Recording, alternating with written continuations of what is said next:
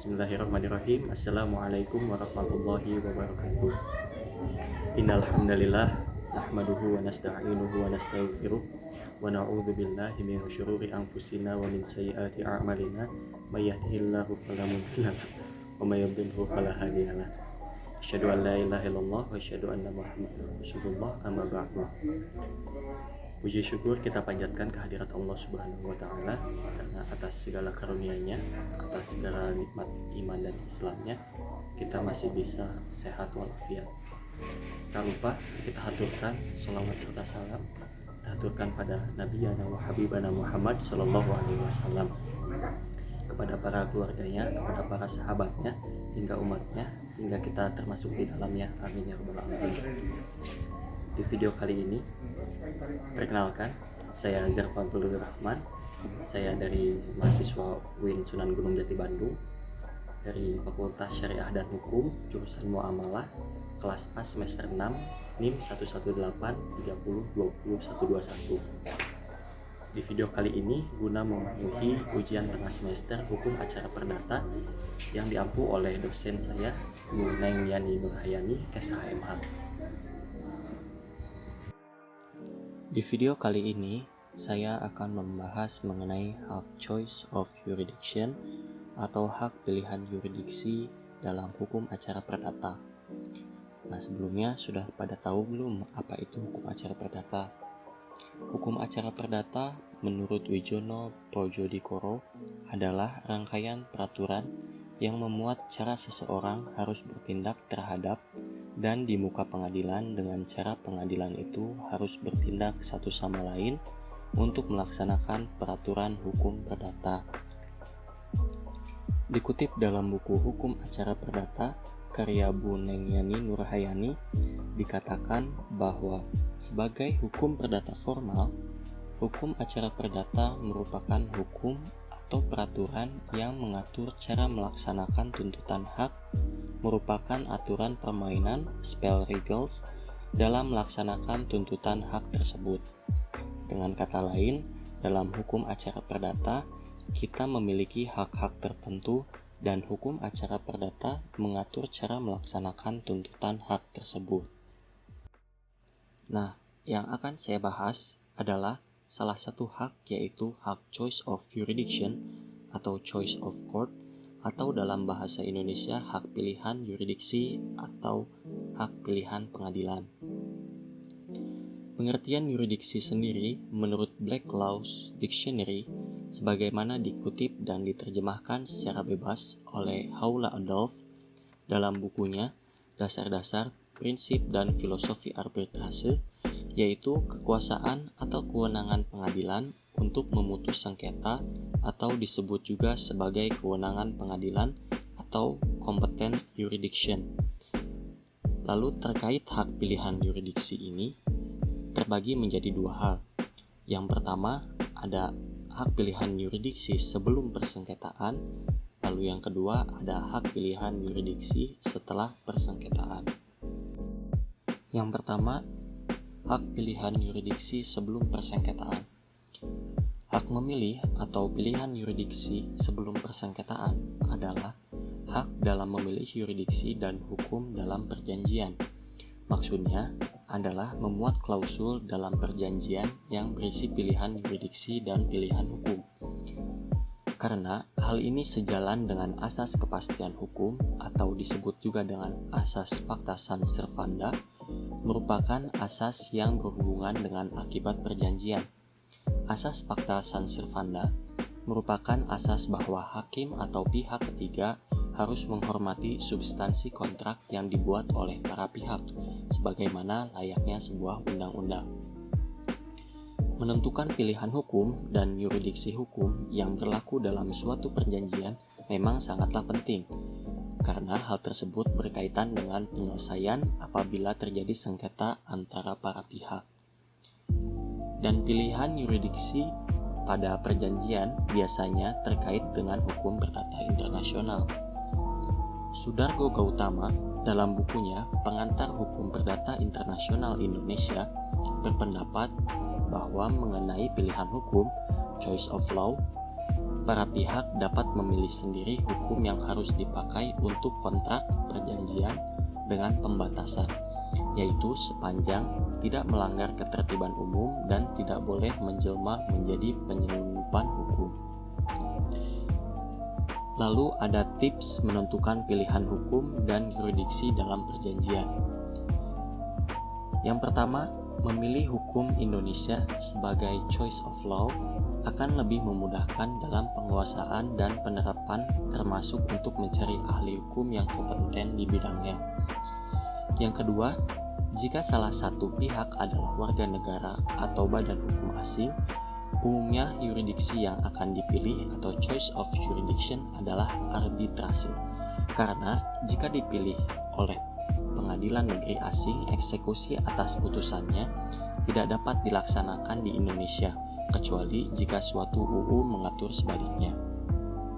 Hal ini dikarenakan Reglement of the Referendary atau RV yang mengatur hukum acara perdata di Indonesia menyatakan bahwa eksekusi atas putusan pengadilan negeri asing tidak dapat dilaksanakan, kecuali jika suatu undang-undang mengatur sebaliknya, atau setidak-setidaknya agar bisa dilaksanakan perlu mengajukan gugatan baru dengan menggunakan putusan pengadilan negeri asing tersebut sebagai alat bukti untuk dipertimbangkan kembali oleh pengadilan yang berwenang. Lalu yang ketiga, arbitrase hanya bisa menyelesaikan sengketa perdagangan dan mengenai hak yang menurut hukum dikuasai sepenuhnya oleh pihak yang bersengketa, yang menurut hukum dapat diadakan perdamaian. Lalu yang keempat, yang terakhir, bila memilih arbitrase asing, putusannya baru dapat dilaksanakan di Indonesia jika memenuhi syarat-syarat tertentu. Salah satunya yaitu eksekuatur dari Ketua Pengadilan Negeri Jakarta Pusat. Lalu selanjutnya, tadi kan yang pertama ada hak pilihan yurisdiksi sebelum persengketaan. Yang kedua ada hak pilihan yurisdiksi setelah persengketaan. Erat kaitannya dengan hukum acara perdata. Hukum acara perdata di Indonesia mengenal dua macam kekuasaan mengadili, yang disebut yurisdiksi atau jurisdiction, atau kompetensi atau kewenangan mengadili, yaitu pengadilan yang berwenang mengadili sengketa tertentu sesuai dengan ketentuan yang digariskan perundang-undangan. Jadi hak choice of jurisdiction itu ada, namun tetap diatur oleh ketentuan perundang-undangan. Terkait dengan hak choice of jurisdiction atau hak memilih pengadilan, tidak luput dari kewenangan mengadili, yakni ada dua, kewenangan atau kompetensi absolut, dan yang kedua ada kewenangan atau kompetensi relatif. Kompetensi absolut atau kewenangan absolut adalah kewenangan pengadilan untuk mengadili suatu perkara menurut objek, materi, atau pokok sengketa. Menurut Sudikno Mertokusumo, kompetensi absolut atau kewenangan mutlak pengadilan adalah wewenang badan pengadilan dalam memeriksa jenis perkara tertentu yang secara mutlak tidak dapat diperiksa oleh badan pengadilan dalam lingkungan pengadilan lain. Kompetensi absolut atau kewenangan mutlak ini memberi jawaban atas pertanyaan peradilan apa yang berwenang mengadili suatu perkara tertentu. Hak choice of jurisdiction bagi penggugat dalam kompetensi absolut tentu tidak ada, karena seperti yang dijelaskan, peradilan atau badan peradilan yang mengadili sesuai dengan jenis perkara yang diajukan. Tetapi hak choice of jurisdiction dapat dilakukan oleh tergugat yang dinamakan eksepsi, yakni bila mana jenis perkara yang diajukan diadili oleh pengadilan yang bukan lingkupnya atau yang bukan seharusnya, maka tergugat memiliki hak untuk menyatakan bahwa pengadilan yang mengadili tidak sesuai dengan perkara yang ditentukan. Seperti contoh dalam jenis perkara yang dilakukan oleh anggota militer tetapi diajukan ke pengadilan negeri atau agama yang seharusnya ke pengadilan militer, maka tergugat dapat melakukan eksepsi atau memiliki hak choice of jurisdiction tersebut. Sejalan dengan pasal 134 HIR sendiri memungkinkan hakim secara ex officio menyatakan diri tidak berwenang mengadili, yang berbunyi jika perselisihan itu suatu perkara yang tidak termasuk kekuasaan pengadilan negeri, maka pada setiap waktu dalam pemeriksaan perkara itu tidak dapat diminta supaya hakim menyatakan dirinya tidak berkuasa, dan hakim pun wajib pula mengakui karena jabatannya. Selanjutnya ada kompetensi relatif. Kompetensi relatif berhubungan dengan kewenangan pengadilan untuk mengadili suatu perkara sesuai dengan wilayah hukumnya. Dalam hal ini, penggugat memiliki hak choice of jurisdiction, namun tetap diatur berdasarkan pasal 118 HIR garing pasal 142 RBG, yakni 1. Actor sequitur forum rei, yaitu gugatan diajukan ke pengadilan negeri pada tempat tinggal tergugat. Kedua, actor sequitur forum rei dengan hak opsi, yang mana dalam hal ada beberapa orang tergugat, gugatan diajukan ke pengadilan negeri pada tempat tinggal salah satu tergugat atas pilihan penggugat. Nah, pada bagian ini terlihat jelas bahwa penggugat memiliki hak choice of jurisdiction.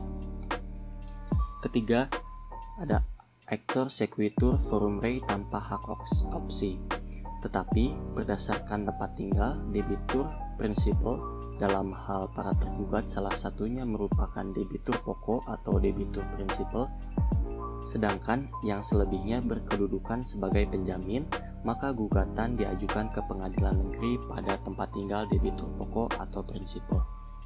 Yang keempat, pengadilan negeri di daerah hukum tempat tinggal penggugat. Dalam hal tempat tinggal atau kediaman tergugat tidak diketahui. Yang kelima, forum rei sitae. Gugatan diajukan ke pengadilan negeri berdasarkan patokan tempat terletak benda tidak bergerak yang menjadi objek sengketa. Lalu yang keenam, kompetensi relatif berdasarkan pemilihan domisili. Para pihak dalam perjanjian dapat menyepakati domisili pilihan, yakni menyepakati untuk memilih pengadilan negeri tertentu yang akan berwenang menyelesaikan sengketa yang timbul dari perjanjian. Lalu yang ketujuh, negara atau pemerintah dapat digugat pada setiap pengadilan negeri. Dalam hal pemerintah Indonesia bertindak sebagai penggugat atau tergugat mewakili negara, gugatan dapat diajukan ke pengadilan negeri di mana departemen yang bersangkutan berada. Sebaliknya, tergugat juga bisa memiliki hak choice of jurisdiction. Kalau yang 7 tadi itu adalah hak choice of jurisdiction untuk penggugat. Nah, sebaliknya, tergugat juga bisa memiliki hak choice of jurisdiction dengan melakukan eksepsi bila mana tergugat keberatan dan merasa pilihan wilayah pengadilan yang dipilih oleh penggugat tidak sesuai dengan pasal 118 HIR garing 142 RBG tersebut.